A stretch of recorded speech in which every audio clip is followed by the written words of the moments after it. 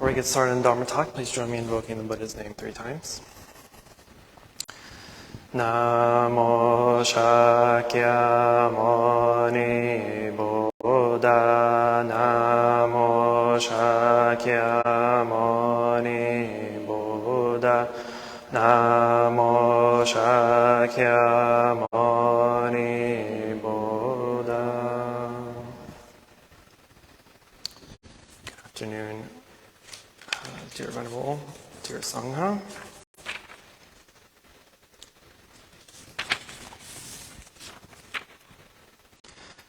All right, today we're going to start on a pretty big topic, which I now kind of regret, but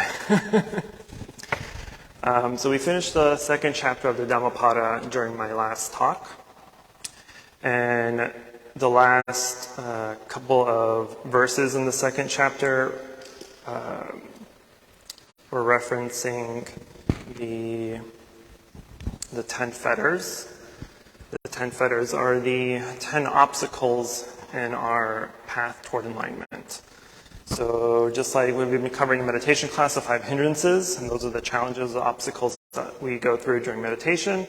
The 10 fetters are the obstacles toward our enlightenment. And so I said during the last class I would start covering this. And now I'm like, it's a really big topic. So obviously I'm not going to go through all 10 today. I was hoping to get through the first 3 since it's a little section, but I doubt that's going to happen. So we will just stick with the first fetter, which is probably the most complicated anyway. So we'll spend a good amount of time on the first fetter. So the 10 fetters, samyojana in Sanskrit, are, again, these are the obstacles toward our enlightenment. These are the bumps in the road in our practice that we have to overcome. And so the 10 fetters come in sections. So they're the smaller fetters and the larger fetters. And each fetter, or each kind of section of the fetter, gives us the opportunity to enlightenment.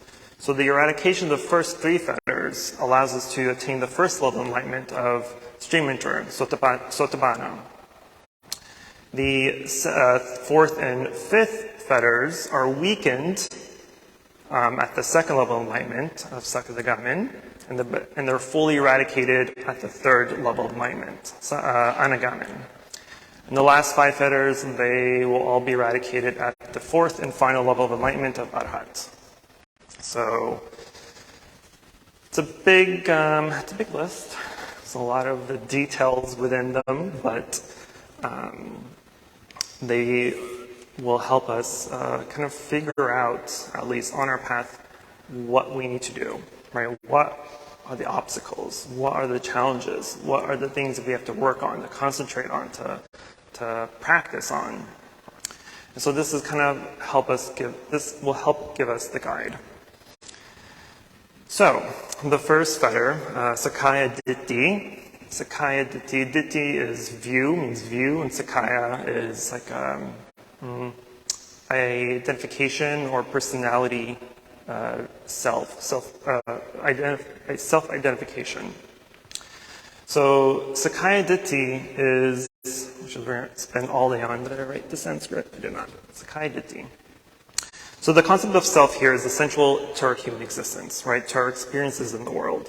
And so we have this belief that we are these enduring, permanent individuals, people in the world, right? That we are unchanging, that we are impartial, that we are just, this is how we always will be, this is how we always are, this is how we'll continue to be, right? This is a false illusion.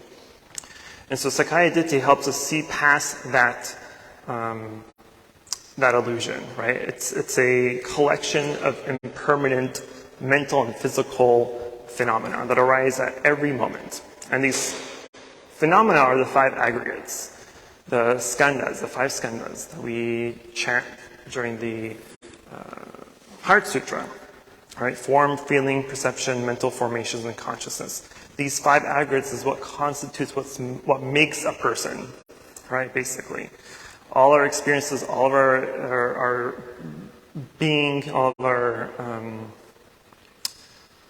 anything that we go through in human life is within those 5 skandhas. And so when we believe in a permanent self, we identify with our experiences, with our possessions, with our relationships, and we cling to them as if we are as if they were a part of ourself, right? We see our possessions as ours. We see our relationships as ours. We see our jobs and houses and ranks and titles and all these things as this is me, this is who I am, this is how I want to be, this is how I always will be, right? It's that imaginary, illusory perception that the person that you are now is the same person that you will always be. But if you think about it and ask yourself, did you ever have an idea? Did you ever have a feeling for something or someone at one point in your life, and now it's a different feeling? Now you feel differently about them or feel differently about the situation. Maybe your perception of or ideas of the world changed. Maybe your political views changed. Maybe your socioeconomical views changed over time, right? So anything that is changing cannot be permanent, right? It's the whole, the definition of impermanence is, the definition of permanence is unchanging and yielding. But as we go through life, we see that everything is impermanent. Our bodies are impermanent. Our thoughts are impermanent. Our perceptions are impermanent. Right? You grow old. You get sick. You will die. Are any of those things permanent? No. Are your ideas permanent? No. Your thoughts are not permanent either. Because we have millions of thoughts throughout the day. Your thoughts change. Your thoughts come and go. Right? Our ideas of ourselves come and go. Our ideas of who we are, what we want to be, how we want to live, who do we want to be with, how we want to work, how we want to do anything in life, right? All these are the components that we feed ourselves to give us this identity of ourselves, of who we are. And so if we're able to observe this impermanent, unsatisfactory, and non-self nature of all phenomena, then we can realize that there is no permanent self. And when we're able to realize this no permanent self, then there's a sense of freedom, sense of liberation, of just knowing that whatever is. Whatever happens, happens. If something doesn't go your way, that's perfectly fine, right? We're the type of beings that part of non-self, and another part of the concept here is the doctrine of anatman. Or anatman, sorry. That is, which literally just means no self, right? Non-self. And the doctrine of anatman is that there is no unchanging permanent self essence that can be found in any phenomena. And typically when we read about this or we learn about this, we often hear that anatman is the denial, the complete denial of self, that the self does not exist. Which is somewhat true, but more accurately, it should be described or meditated on that as a strategy to attain non-attachment by recognizing that everything is impermanent.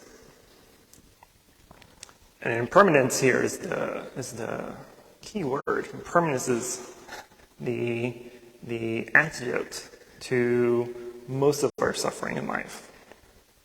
Because we are beings that have, again, we have this self-view, this identity, this personality that we are constantly trying to grow. We're constantly trying to make better, to appease, to what's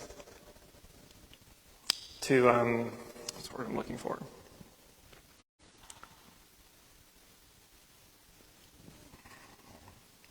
Having a brain fart. But you know what I mean. Do you get it? Kind of get it? What I'm trying to say? And so part of that is the identity that we're always trying to protect, right? I've mentioned this multiple times that if someone's insulting you, for instance, right, most people have the tendency to want to react, to insult back, to defend yourself from those insults, to try to convince them that you're not what they're saying that you are, or whatever it may be, right? And there's this defense mechanism that our mind creates, that our ego, our self creates. And so part of our practice is to recognize that whatever our ego, whatever our mind is trying to intrinsically exist on its own. So this view, in the sense, because all the first three fetters, they're all related to view, to ditti, right? So this is the view in the sense of how we view the world. It's more than just your opinions and your beliefs in things. It's the intrinsic way that we understand the world to be. So the first attainment of Sotapadana, of stream enterer, in essence, is the purification of our views, to open up our Dharma eyes, our Dharma mind. And so for Anatman, for instance, the non-self teaches us to realize false illusion and belief that we are imperishable, unchanging essence or spirit or soul that abides from lifetime to lifetime. And another Indian doctrine, and like for instance in the Bhagavad Gita, it is said that a person being reborn is like a person waking up in the morning and changing into a new, fresh set of clothes, right? That the Anatman is the intrinsic principle that just wears different forms, right? You're the same person, you're like a doll, you're just changing their clothes, right? But in Buddhism, the Buddha teaches us that there's no Anatman, there's no intrinsic reality to this personality. It's just a complex of changing factors. And so when we die, we don't come back as the same person with a different set of clothes. We came back as a completely different person, right? And this is why in Buddhism, there's no belief of a everlasting spirit or soul. Because if that was the case, and the belief in a soul, generally speaking, is that the soul is yours, right? You are the soul. And in this life and the afterlife, you are the same person. And so if you were to be reborn, if you had a soul and you were to be reborn, you would have been reborn as the exact same person, right? You're basically just birthing your own twin lifetime over lifetime over lifetime. Clearly that's not the case. So that means that even the soul itself is impermanent. The soul has to change. And so we kind of get rid of this concept of the soul in Buddhism and replace it with Anatman, or non-self. That means every time we are reborn as a completely different being. And the only thing that travels with us is not a soul, but the consciousness that holds our karma, holds our merits, holds our virtues. And this is what dictates where and how we are born in the next life. And so when we study and meditate or practice about Anatman or about self-view, the Buddha gives us two ways to approach this. The first is to break it down to smaller and smaller pieces and to look at all the components of body and mind and not finding anything intrinsic with intrinsic essence. The second way is to look at the formations as dependently arisen and to see the interconnected relationship of things as being caused by other things, and that everything is in a dynamic relationship with everything else, right? And that means we can't meditate or contemplate and pinpoint a specific node in this complex procedure where this is the exact starting point of everything else, right? And this goes back to the teaching of dependent origination. So last year when I gave another big topic on dependent origination, we spent a couple months on that. Dependent origination is kind of the cheat code to attaining any of these stages. Because there's 12 links of dependent origination. These are the things that cause beings to be reborn and to live, to die, and come back again. But the severance of any of those links allows us to escape the cycle of birth and death, of samsara, right? So all we have to do is just break one chain of the 12, right? Because the 12 links of dependent origination is exactly that. All the links are dependent on all the other things. Every cause has an effect, and every effect has a cause. And because of that, how are we going to stop it? Right? How are we going to stop our causes? How are we going to stop the conditions? We do that by severing at least one of the 12 links.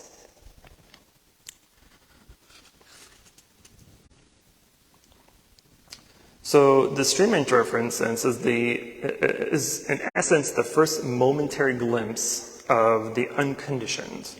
It's part of it puts the conditioned in a new perspective. So stream enterer has transcended the idea of self and the level of you.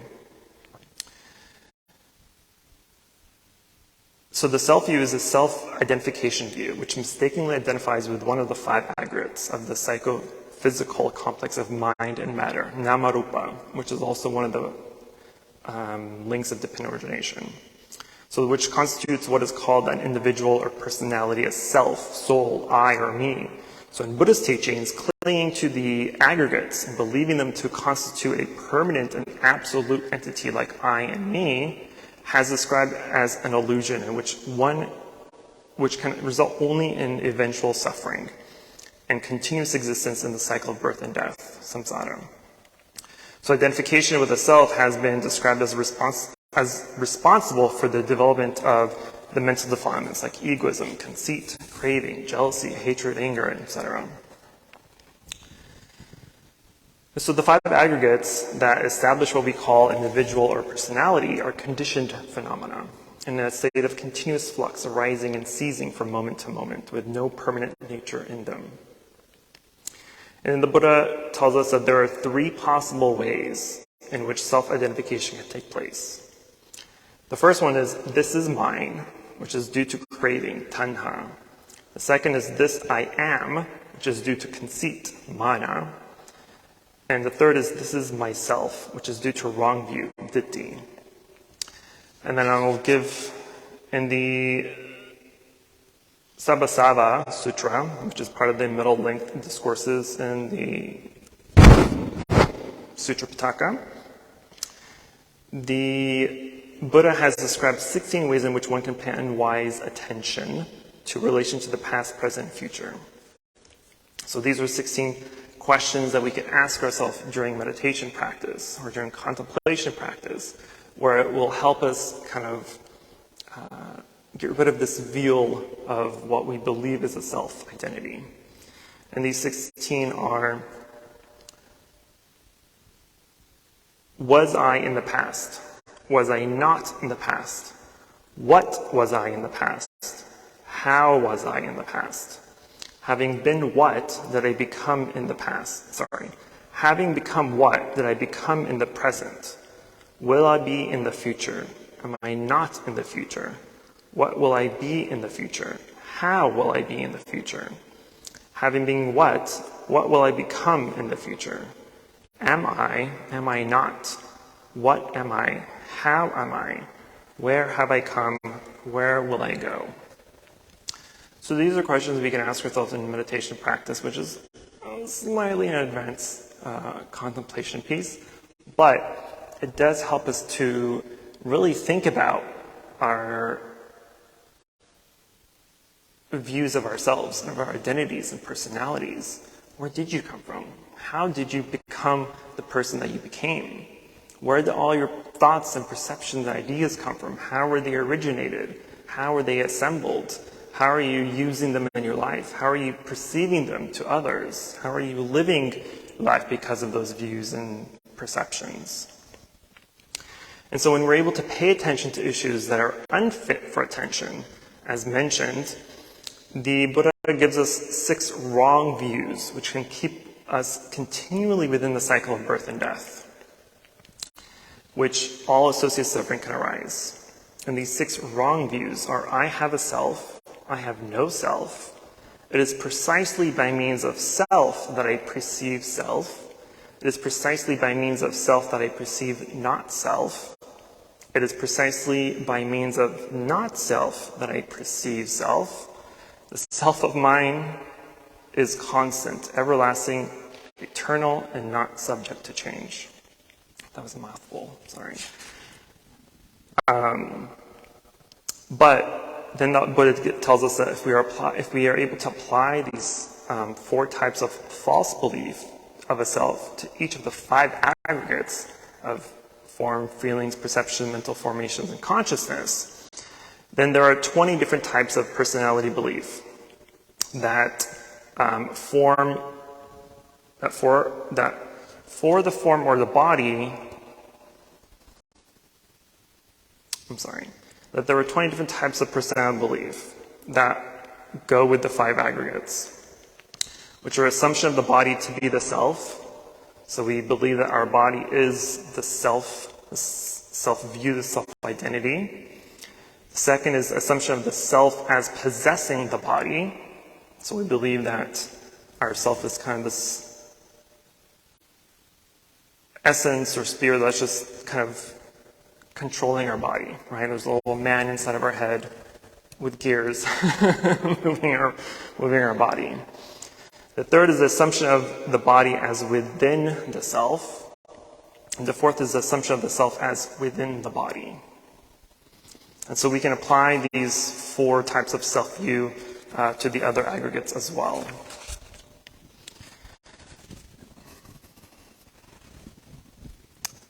I always look at the time, I'm like, how did I speak for like 20 minutes? And I swear it was just 1 page. Okay. So, this is going to take us forever. So anyway, so the point of the self-view here, or the Sakkaya Ditthi, is to be able to see what happens to ourselves, what happens to the world that we believe is yours or mine, right? We all do this, right? When you go introduce yourself to someone, you say, my name is, right? This is a view, you're identifying yourself, which isn't incorrect, entirely incorrect. But also, on the other hand, there are also people that may identify themselves to their job, right? So their job is their whole personality, right? We sometimes see that maybe they're a banker, or they're a model, or they're a programmer. But every conversation they always have to include something about that in their conversation, regardless of who they're talking to, right? So your whole personality is around your job, or your title, or your rank, or what you do for a living, et cetera, et cetera. But then to get away from that, we have to go back to the key word, impermanence. Right? Because even your identity self, your personality is impermanent. It's always changing. It's always moving from moment to moment. And we typically don't really see this because we're not really contemplating our own mind. We're not really looking within. How are we seeing impermanence within ourselves? A lot of time we see it externally. We see people get older, we see people get sick and they die. We see trees grow and die and flowers bloom and die. We see impermanence all around us all the time. But we don't really focus on that, and we don't really see that within ourselves either. If you were permanent, you'd be dead right now. You would. Why? Because your body is circulating new blood all the time. There's new cells dying and growing, right? Your skin ages and gets malleable and peels off, right? Everything happens, right? Your hair changes color, your voice changes, your body changes. And so there's all this change. So we're not really impermanent. We're not really permanent. Neither is anything that we claim to be ours, to be mine. Your titles, your ranks, your social status, your political status, whatever it is, right? You have to find a way to not cling to those identities. Because clinging to those identities is what causes suffering. What causes suffering is because if you cling to those identities, to those personality traits, then anytime someone insults you or tries to argue against you about what or who you are, there's always going to be suffering. There's always going to be that clash of trying to protect that view, that self-view, that identity. But if you recognize that everything about you in the world is impermanent, including your thoughts and feelings, perceptions, body and form, all the 5 aggregates, then you'll just be able to kind of let things go, which is kind of the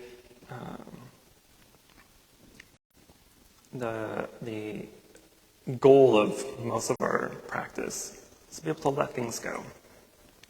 Because if you're able to let things go, then whatever happens, you won't allow it to affect you in a negative or positive way. It just is.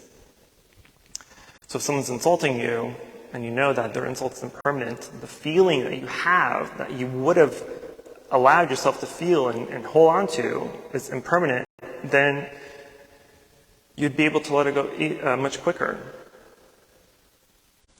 Assuming someone insults you, and you get hurt about it for a day or two, right? Just as an example. Knowing that you can get over it in a day or two, at that moment as it's happening, because you know that feeling, that clinging that you have to that insult would only last a day or two, then at that moment you can kind of have that aha moment and be like, you know what, I'm going to get over it in a few days anyway, so I'm just going to get over it now. That way you don't have to worry about it for the next day or two. Right? But we don't think like that. Because humans are weird. You want to hang on to some sort of anger. You want to hang on to some sort of resentment. Because you feel powerful. You feel like you have some sort of control. But in reality, we do not have any control. We think we're able to control our minds, to control our emotions, to control our perceptions. But the majority of the time, we cannot. Our mind is playing us. We're not playing with our mind. If you had full control, then you would be able, at an instant, to stop your thinking, stop your perceptions, stop your feelings, right? Be able to stop all that at will, but you can't, so we have no control, truly. We will and can if we get over the fetter of self-identity, self-view, or non-self.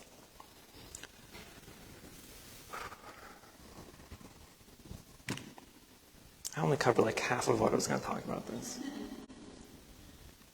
It's a big topic. Just the one fetter is a huge topic. It's the topic. Another part of this, which I'm going to quickly just mention, that in the majority of another part of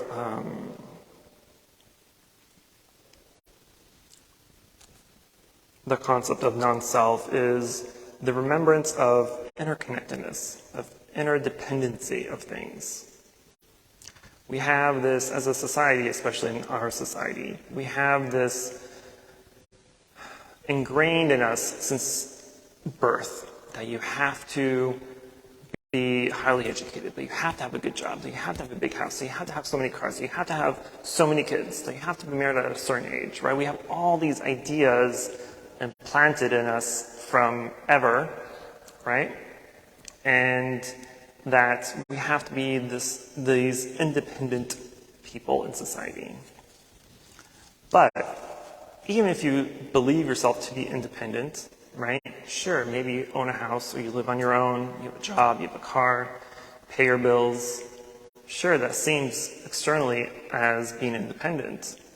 But every one of those pieces are dependent on other things. So truly, you're not independent.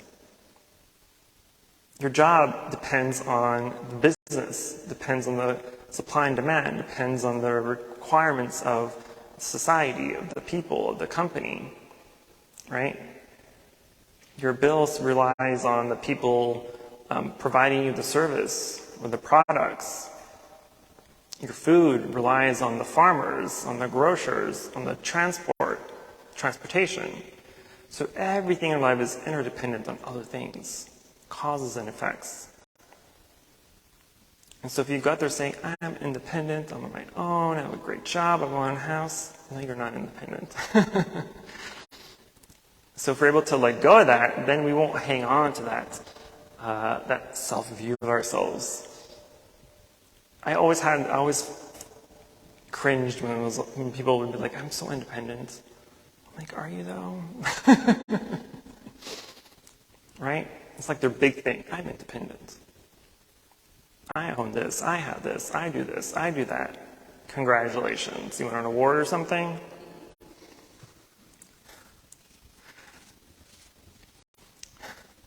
And so when we're able to come to terms that everything relies on everything else. And that our views, our forms, our perceptions, mental formations, even our own consciousness is in a total flux of change, of arising and ceasing. Our feelings especially are arising and ceasing, which is the easiest thing that we can see and feel most of the time, right? So if someone's arguing with you or trying to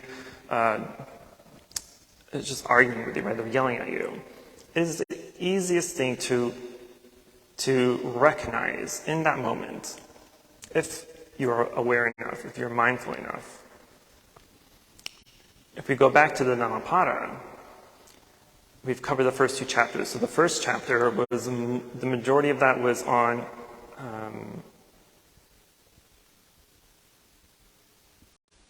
our moral practice, our ethical practice. The second chapter was on mostly about our mindfulness practice and how we should be practicing with mindfulness and awareness.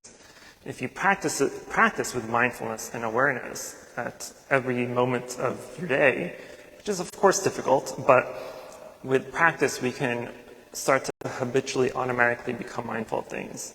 That way when you are in an argument or when you are in a situation of difficulty, you're able to truly be mindful of the situation and know what's happening as it's happening. That way you can see how your mind is working, what it's thinking, what it's going through. So that way we don't react unmindfully. Instead, we can truly listen to the person that's, whether they're yelling at us, or trying to debate us, or trying to whatever it is, right? We need to acknowledge that they're going through something. Right? And so yelling at you or arguing with you is just their form of allowing to release that energy, right? And so typically negative energy wants more negative energy to feed on itself and becomes bigger. But that never works, right? We can't end a war with more war. We can only end a war with compassion and understanding and love. Same thing with arguments. If someone's arguing with you, their egotistical self wants you to argue back. It wants to be fed, right? You arguing back with them is their food. But you have to starve it out. You have to starve out anger and hatred and jealousy and ignorance and greed and all the other defilements. We have to starve it and we can only starve it by being mindful of it, to be aware that it is happening. So that way, as it's happening, we are not reacting unmindfully. We can take a few seconds to assess the situation, and that way we can respond accordingly. Respond with mindfulness, respond with wholesomeness, respond with positivity. Because if you react unconsciously or react unmindfully, you're allowing your ego to take over. You're allowing your ego to protect itself. No, I am not this. I am not what you're calling me. No, I know this is the right way. I'm better than you. I'm inferior, right? There's an inferiority complex happening. Okay, I'm going to stop talking. To be continued. It's going to take a long time. Okay, no, I'm going to stop talking.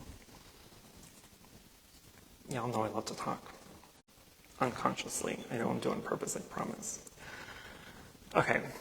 Questions, concerns, emotional outbursts of your self-identity. Yes, ma'am.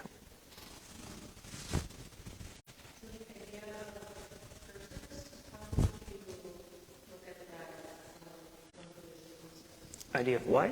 The idea of curses after a person. I can't answer that question. A curse. She's asking about having a curse on yourself. Like someone cursing you? Just the idea of something bad following you. I don't think I understand your question. Can you re-question it in a different way?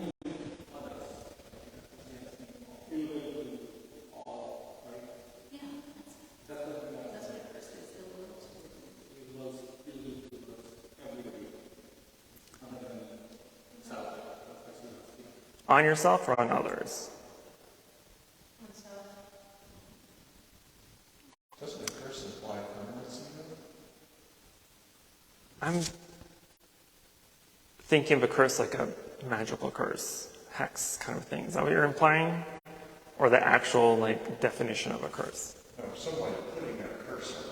I guess I'm going to broaden my idea of what it is the idea of a hex or a curse is connected more to magical rituals and stuff.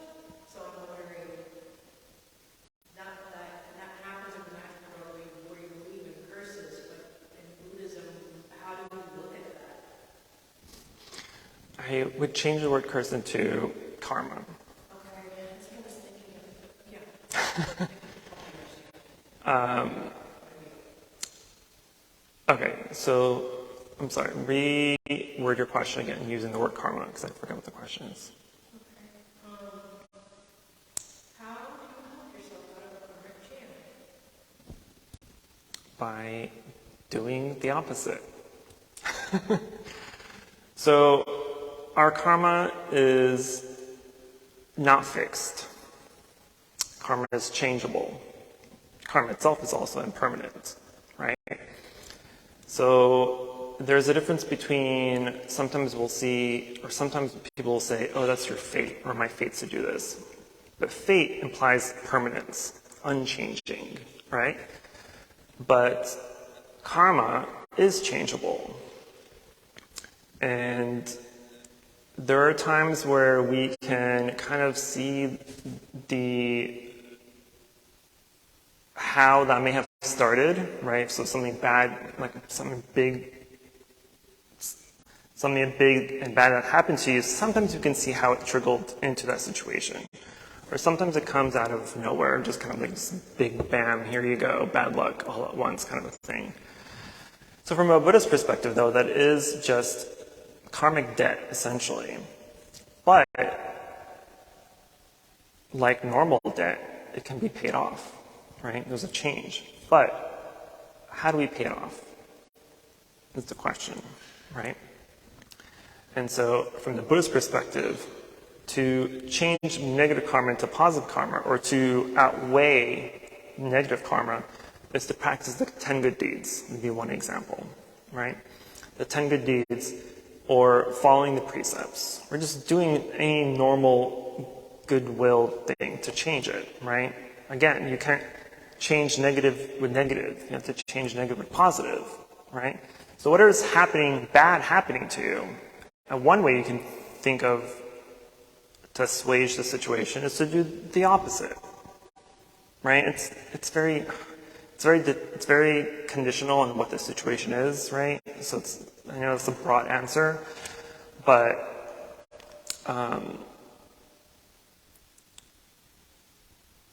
just think of it as if you are low on money, for instance, or you have no money and you're struggling to pay bills, right? To do the opposite would be what? Generosity, right? Because you're trying to get money and you want to give. But at the same time, generosity in general doesn't necessarily just mean money. You can be generous in multiple ways, right? You can be generous by advising someone to do something good. You can be generous by helping, by volunteering. You can be generous by just speaking to someone who needs to be heard, right? So for the most part, honestly, like any positive reaction you do to assuage or to overcome whatever negativity is happening to you will feed it off, right? It'll not feed it off, it'll starve it, right? Because our negative karma is essentially just wanting us to do more negative karma, right? And sometimes it puts us in situations where we may feel like the only thing we can do is to just add to that negative hit that's happening, right? Sometimes it's like, this is the only thing I can do. But truly, if there's nothing you can do, then just don't do anything. Don't add to it, right? There are a lot of situations, personally, I've been in situations where if I did anything, whether good or bad, it was just going to make the situation worse, right? So the best thing to do is just to do nothing. Even by doing nothing, you're still burning off that karma, right? It's a debt. It's in a cycle, right? You have a period of it's 12 months, 36 months, 75 months, right? After a while, eventually it'll stop. Eventually you will not owe anything more. And so if there's anything you can do, and I can't tell you what to do, but you can assess the situation, see what it is, see what the components are, how it started, how it happened, what the little pieces of it that made it into this big play of curses and bad karma, and find a way through the vines of what you can do, or do nothing. Because doing nothing, honestly, is also a good good thing to do. Yes, Vinny. And okay, one at a time. Thank you for wonderful words about self. That's a big subject, as you said. On the subject of curse, I was thinking, following what you said, if I think to myself, I have been cursed, what's been cursed? If there's no self there to be cursed, right? And that leads to just saying that your situation is difficult at the time. It's not difficult necessarily from some external force, but because we don't understand what is causing us to be suffering, right? Which is, we look at the Fetters to find out where we're stuck, right? What we need to work on. So it just made me think about when she said the curse, I thought, well, if there's no self, then there can be no curse of self, right? True. Yeah. Because you can go back to the 16 questions, right? Where 13 and 14. What am I and how am I? Right? So part of that is, well, who am I to be cursed? Who am I to be what's the opposite of curse? What? Blessed, sorry, thank you. Who am I to be cursed? Who am I to be blessed, right? Who is this that's being cursed? Who's this being blessed, right? So self-view is to allow that disconnection between who you think you are and who you really are.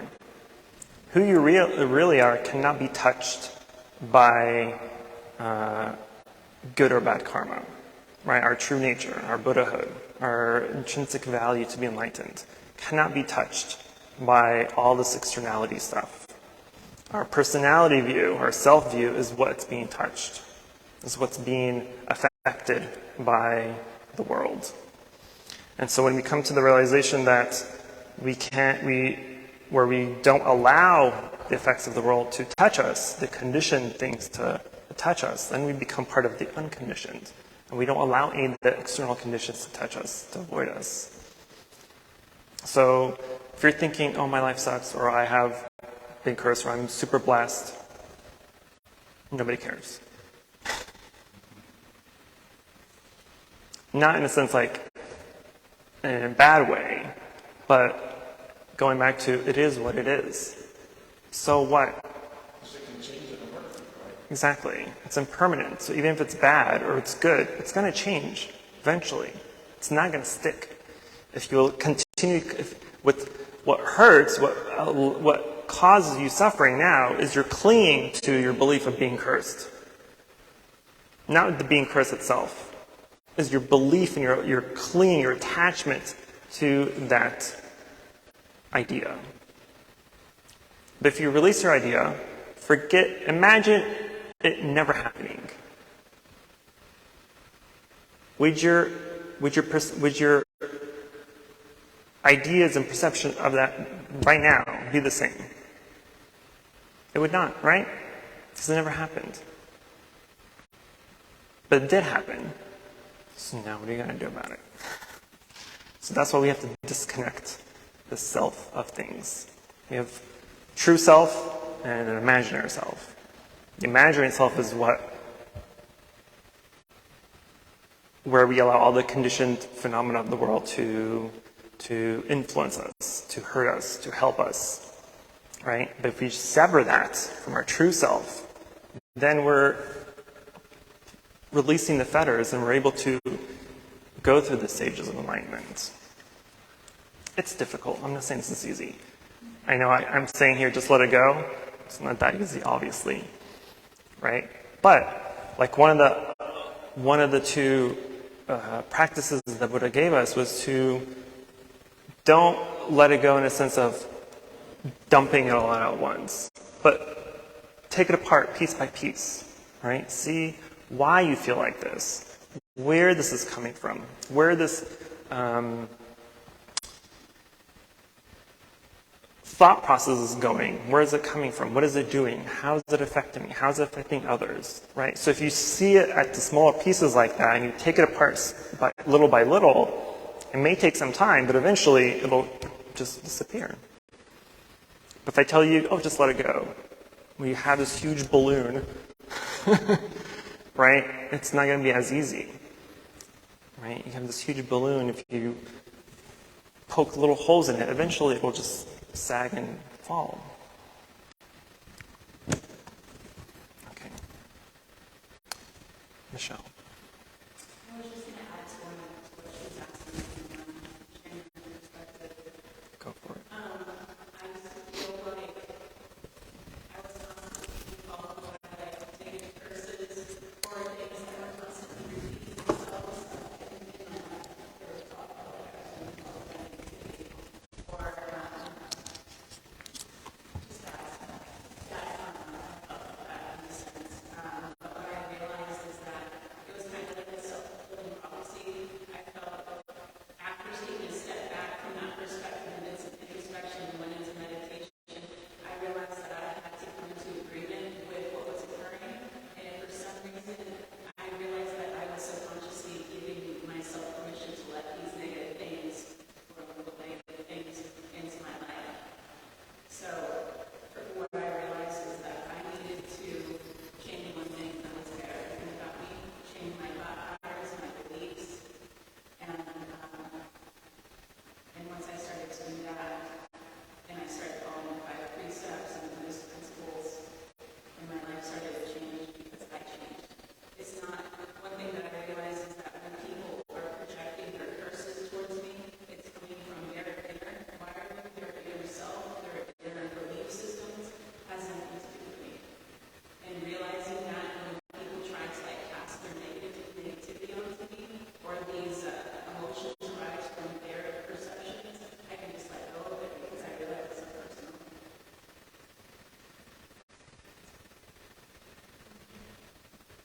I was about to say, it's like, Michelle's the one to talk about that stuff. That's too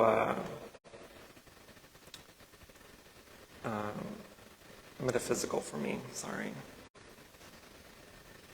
Which I'm trying to let go of.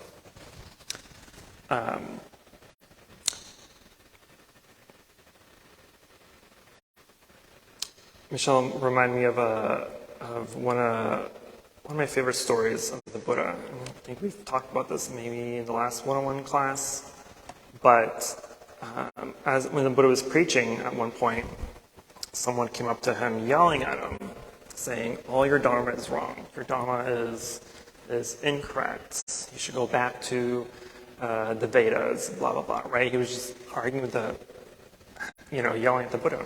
The Buddha just sat there and like, okay, cool. Bro, are you done? But once he was done, the Buddha simply just smiled and continued on with his Dharma talk. And I was like, hey, did you not hear me just yell at you? There's an argument here. right? So the Buddha realized that this guy didn't want to hear my answer. They just wanted to argue. So the Buddha asked them, "Sir, if you were to give me a gift, and I didn't accept it, to whom did the gift belong to?" And the guy was like, "Well, it belonged to me because I bought the gift, so it'd be mine."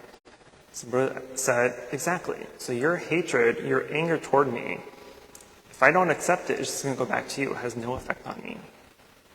Right? So kind of the same thing. If someone's cursing you or influencing you because of their actions or their words or their negativity, you have the power to not accept it. If someone's insulting you, you have the power to not be insulted.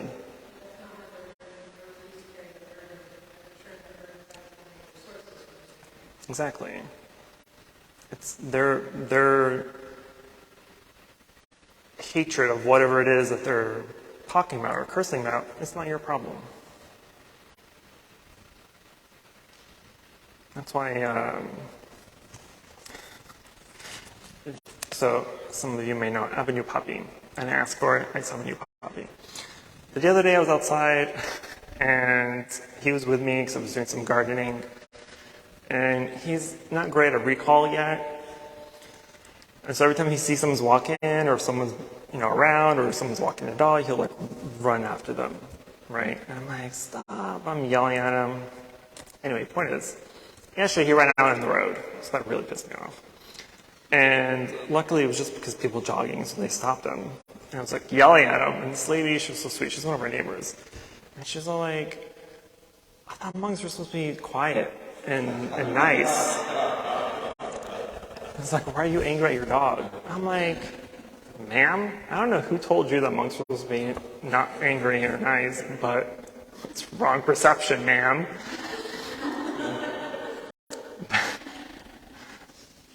But the idea here is you don't take it. You don't take the insult. You don't take what people are putting out to you for you, right? It is your own truth or your own untruth. Okay. Damn dog. I have more white hairs because of him. I think I may have fell back a couple of steps because of him. Anyway, okay. Any last minute questions? Concerns?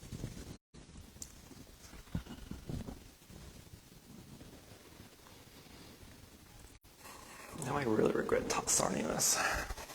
This is going to be a huge topic, but it's also very important to know. So if there are no other questions, then we will transfer the merit and go to chanting. Namo Shakyamuni Buddha, Namo Shakyamuni Buddha, Namo Shakyamuni Buddha. For any positive karmic action we have accumulated here today, we wish to transfer the merit to all sentient beings and wish them full enlightenment. Namo Shakyamuni Buddha.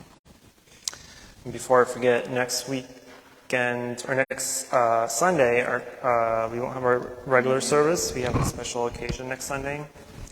So we have a few members taking their 3 refuge and 5 precepts. So it's a beautiful, auspicious occasion to take part in. So these members are now being initiated, I guess, becoming real Buddhists. But everyone is, of course, welcome to join and take part and watch this beautiful ceremony. So it'll just be at the regular time, 12:30 next Sunday. Thank you.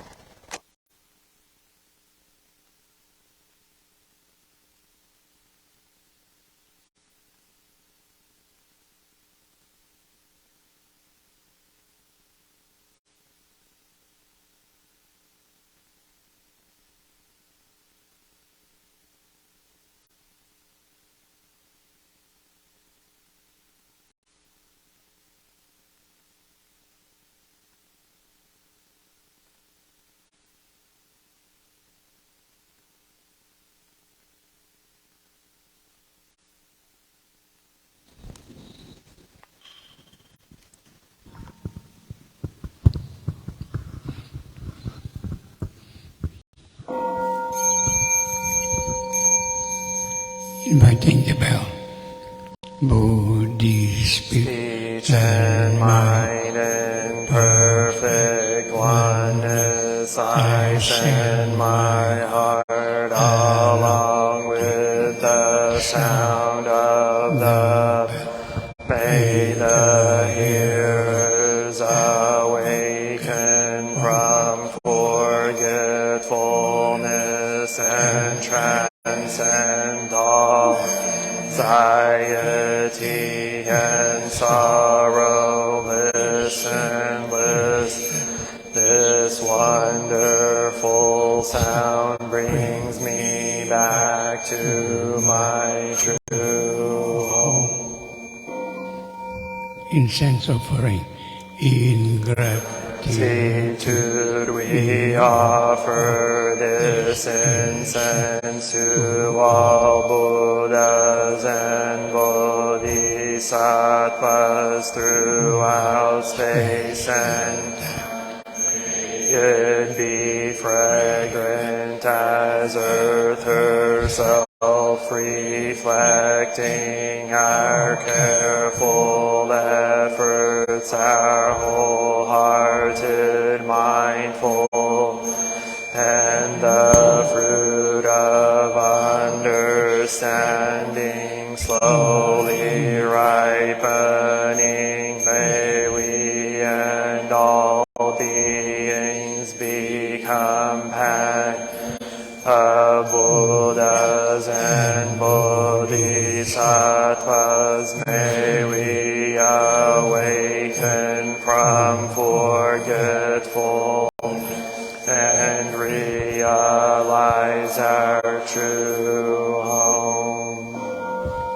Opening first the incense in the censer now is burning, all the Dharma realm replace auspicious clouds appearing, our sincere intention thus fulfilling, as all Buddhas now show their body homage to the incense cloud canopy, Bodhisattva and great Bodhisattvas. Verses for bowing, we bow together. Om to the eternally abiding Buddhas, the supreme Dharma sensatially sung throughout the Dharma realm and the realm of empty space and 3 periods of time.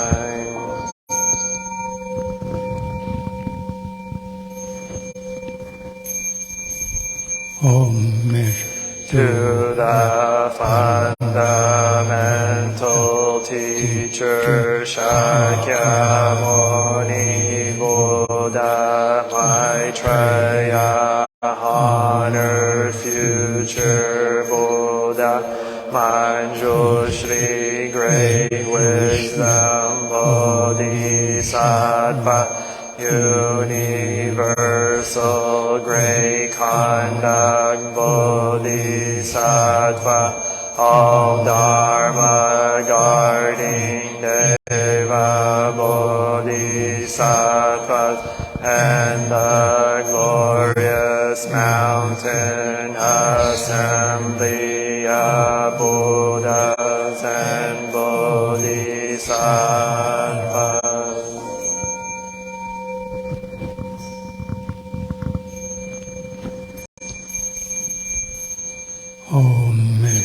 To Amitabha Buddha in the land of ultimate bliss, Avalokiteshvara, great compassion Bodhisattva,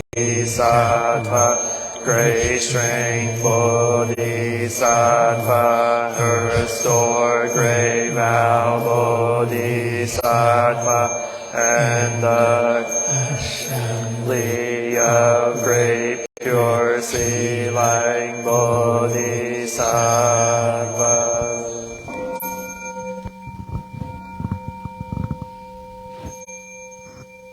Please sit down.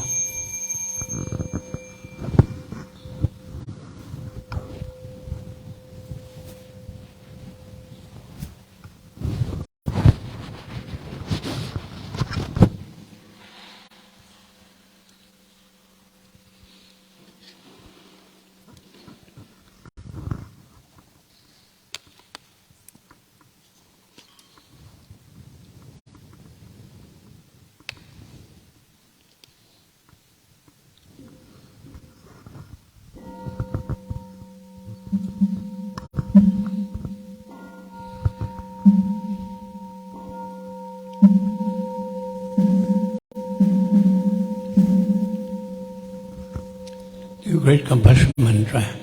Namo. O great compassionate Buddhas and Bodhisattvas, Namo great compassionate Buddhas and Bodhisattvas, Namo great compassionate Buddhas and Bodhisattvas. Namo Rathatraya, Namo Haryavadokiteshavaraya, Bodhisattvaya, Mahasattvaya, Mahakarunikaya, Om Sarvaravaye, Sudanadasya, Namaskritvahi Mamarya, Balokiteshvara Ramdava, Namo Narakindi, Mahavaswami, Sarvaharhato Shobham, Ajiyam, Sarva Sattva, Namo Vastava, Namo Vak, Mavitatu, Taryata, Om Avaloki Lokate, Karati, Hiri, Mahabodhisattva, Sarva Sarva, Mala Mala, Mahi Mahi Hridayam, Koro Koro Karmam, Doro Doro Vijati, Mahavijati, Dara Dara, Dirini Shvaraya, Chala Chala, Mama Vimala, Muktilahi Ahi, Shina Shina, Asham Prashari, Vishva Vishvam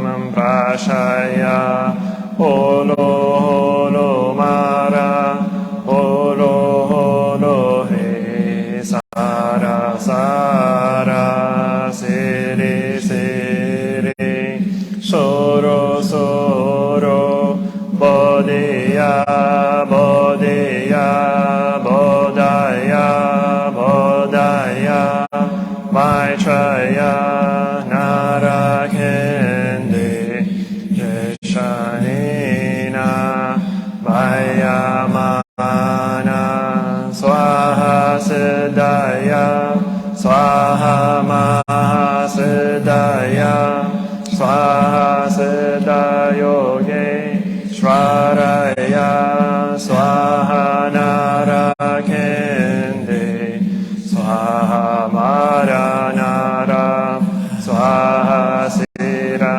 Simha Mokaya, Swaha Sarva Mahasiddhaya, Swaha Chakra Siddhaya, Swaha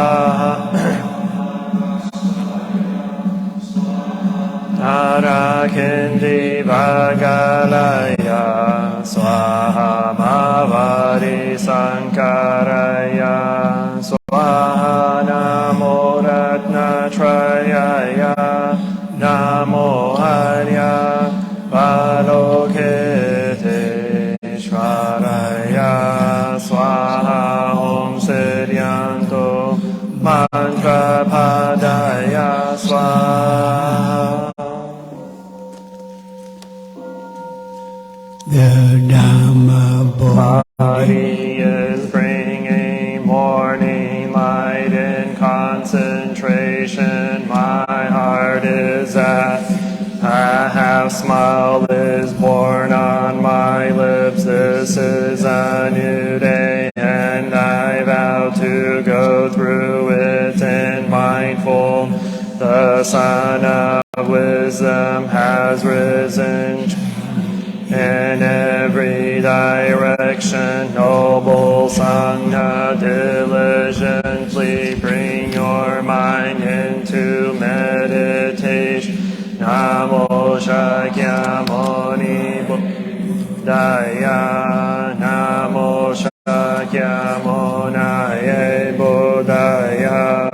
Namo Shakyamunaye Buddhaya. She's opening a sutra.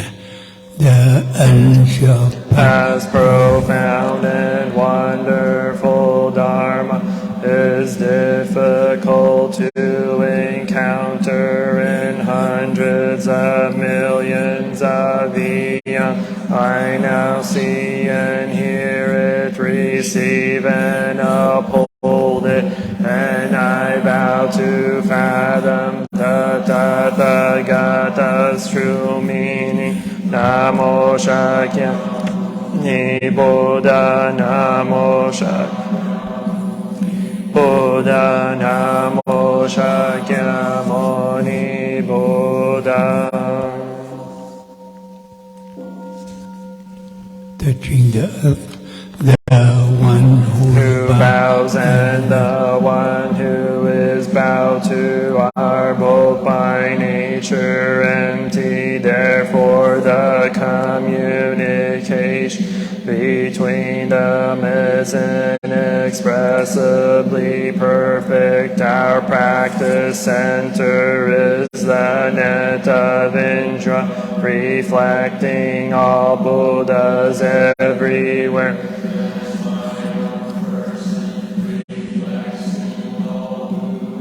To whom with my whole life I go for refuge. offering light. In the 10 directions, the Buddha, the Dharma, and the Sangha, to whom we bow in gratitude.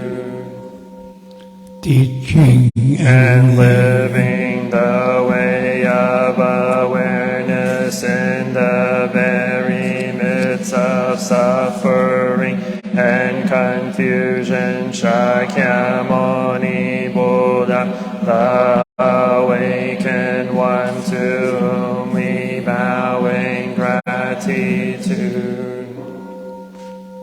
cutting through Ignorance,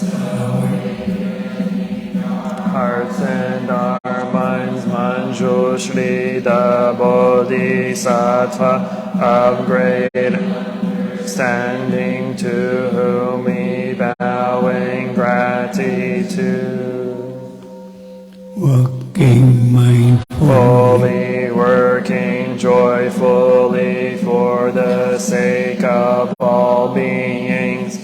Mantabhadra, the Bodhisattva of great action, to whom we bow in gratitude. responding To suffering, serving beings in countless ways of Avalokiteshvara, the Bodhisattva of great compassion, to whom we bow in gratitude. seed of awakening, and loving kindness in children, sprouts in all beings.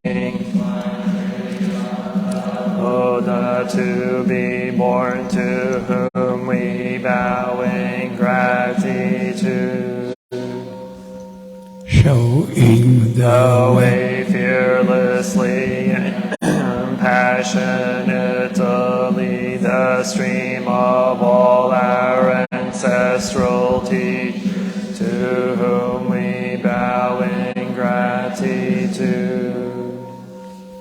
the Dhamma. I believe we now have a chance to see it and practice it. We vow to realize its true meaning.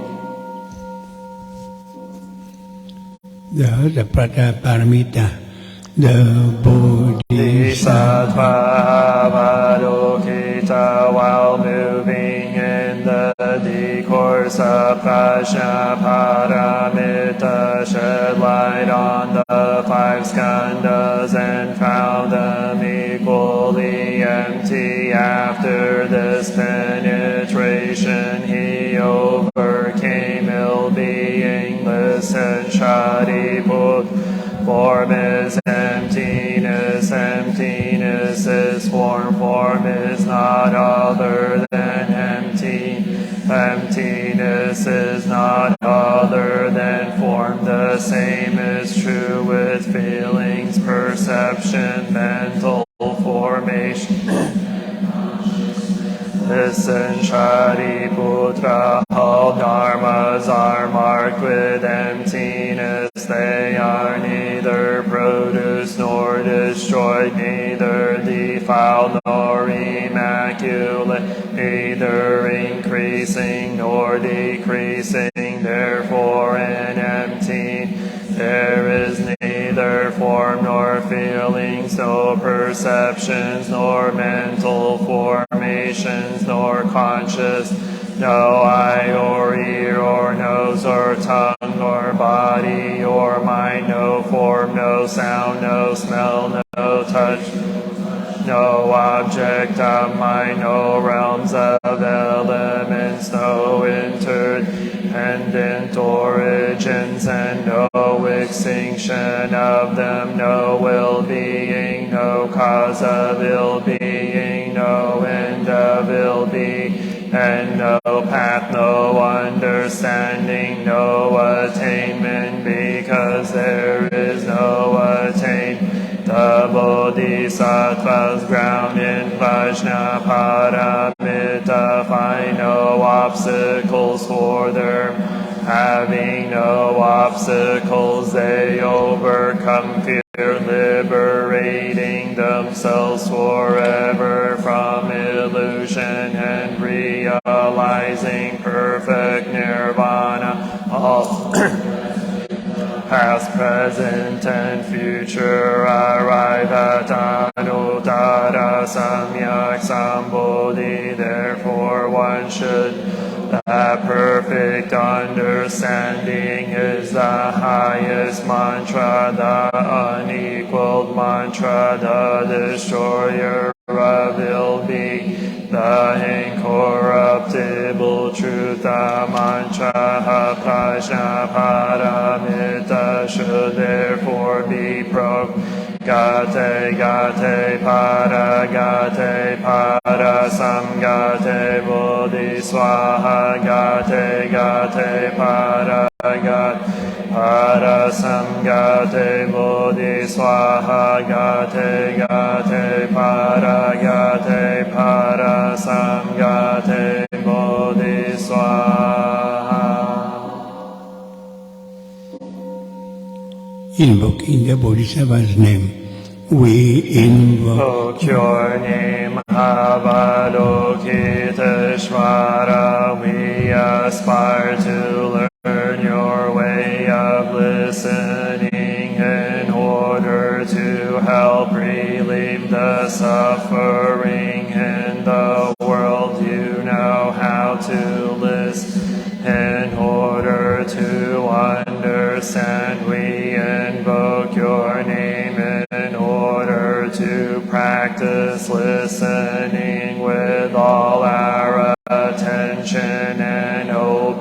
hearted. We will sit and listen without any prejudice. We will sit and listen without judging or reacting. Listen in order to understand. We will sit and listen so attentively that we will be able to hear other person is saying, and also what is being left unsaid. We know that just by listening deeply, we already alleviate a great deal of pain and suffer in the other person. We invoke Your name, Manjushri, we aspire to learn your way, which is to be still and to look deeply into the heart of things and into the hearts of people. We will look with all our attention and open-heartedness. We will Judas' eyes, we will look without judging or reacting. We will look deeply so that we will be able to see and understand the roots of suffering through the impermanent and selfless nature of all that is. We will practice your way of understanding to cut through the bonds of suffering, thus freeing ourselves and other species.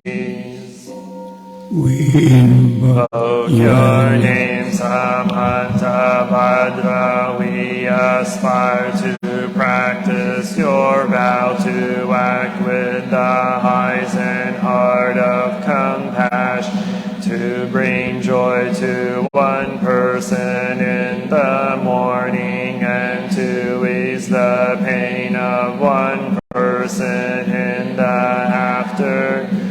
We know that the happiness of others is our own happiness, and we aspire to practice joy on the path of service.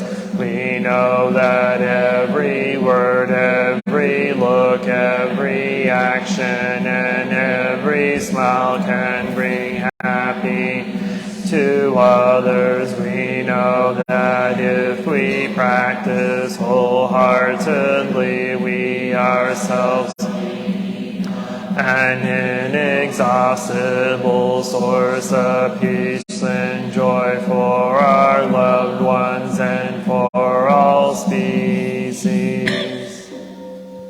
We invoke your name, Chitti Garbha. We aspire to learn your way of being present where there is darkness, suffering, oppression, and despair, so we can bring light, hope, relief, liberation to those places. We are determined not to forget about or abandon those in desperate situations. We will do our best to establish contact with those who cannot find out of their suffering, those whose cries for help, justice, equality, and human rights are not being heard. We know that hell can be found in many places on. We will do our best not to contribute to creating more hells on, and to help transform the hells that already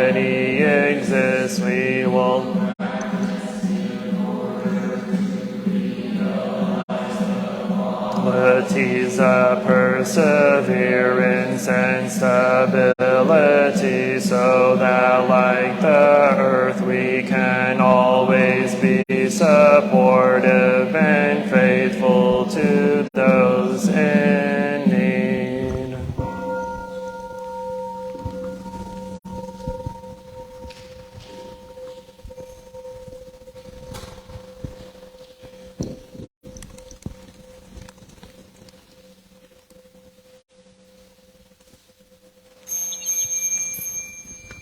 Through refuge, I take refuge in the Buddha, the one who shows me the way in this life. I take refuge in the Dharma, the way of understanding and of love. I take refuge in the Sangha, the community that lives in harmony and awareness.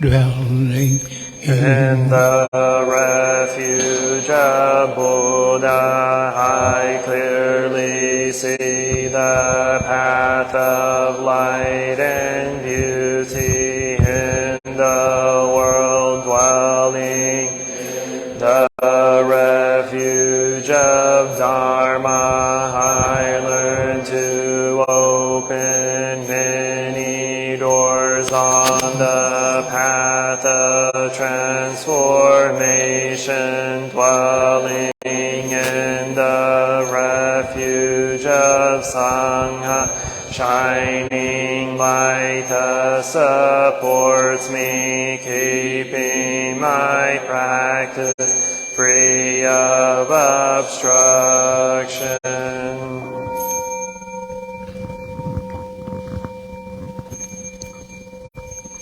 Taking refuge in the Buddha, in myself I aspire to help all people recognize their awakened nature, realizing the mind of love, taking refuge in the Dharma. In myself I aspire to help all people fully master the ways of practice and walk together on the path of liberation, taking refuge in the Sangha. In myself I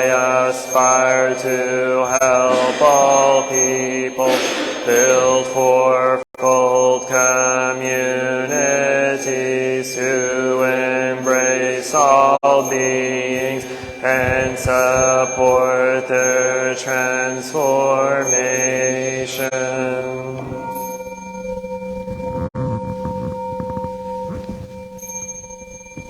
Sharing the merit, reciting the sutras, practicing the way of awareness, gives rise to benefit without limits. We vow to share the fruits with all beings. We vow to offer tribute to parents, teachers, friends,